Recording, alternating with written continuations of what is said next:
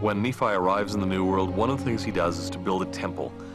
That's, again, a tangible symbol of the presence of God in the community. That Nephi built a temple wasn't necessarily out of place in Mesoamerica.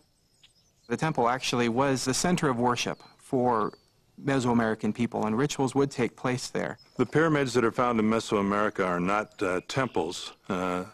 They are, in fact, symbolic mountains. The word for mountain in Maya is Huitz, and oftentimes the pyramids themselves have as their proper name Huitz as well. It is, in fact, the temple structures on the top of the pyramid that constitute the temple itself. Mountains were considered sacred. For example, in the area around Lake Atitlan, there are 3 volcanoes which were considered to be sacred. In ancient tradition, they are connected to the creation of the earth by rising out of the primordial sea.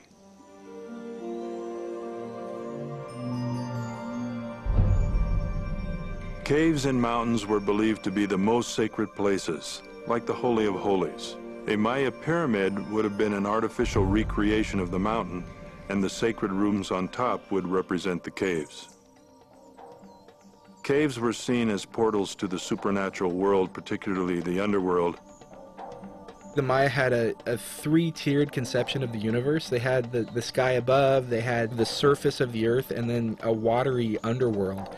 And we see this exact same concept being taught in the Book of Mormon. When Abinadi was preaching in front of the priests of King Noah, in Mosiah 13:12, he says, "Thou shalt not make unto thee any graven image or any likeness of things which are in the heaven above, or which are in the earth beneath, or which are in the water under the earth."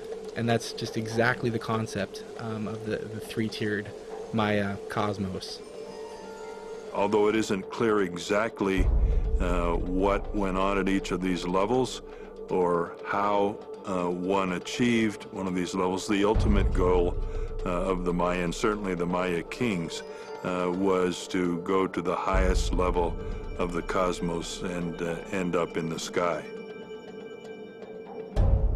To be a Maya king was to progress from being a young person with a child name to coronation, where they often received a new name from an important ancestor or god to eventually become a god themselves.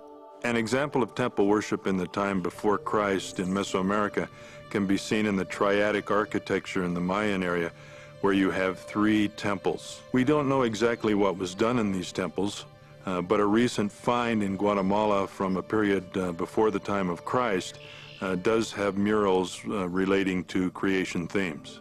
Many of the ideas and symbols that we see in these later cultures from around the time of the Nephites were derived from an earlier culture on the Olmec horizon, and they would have had these beliefs and ideas and the symbols that express them.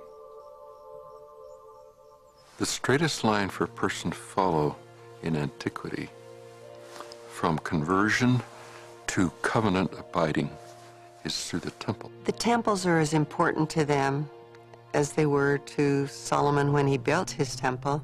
Their first temple in the land of Nephi was patterned after Solomon's temple. If you're bringing people into the covenant, the thing you do is build a temple, and then you bring them to the temple, and that's the thing which adheres them to all of the new principles and teachings and covenants which they received. Although the temple was a center of focus for both Mesoamericans and the Nephite people, it was the covenants that the Nephites were making at those temples that really set them apart from the Lamanites and from the larger Mesoamerican cultures.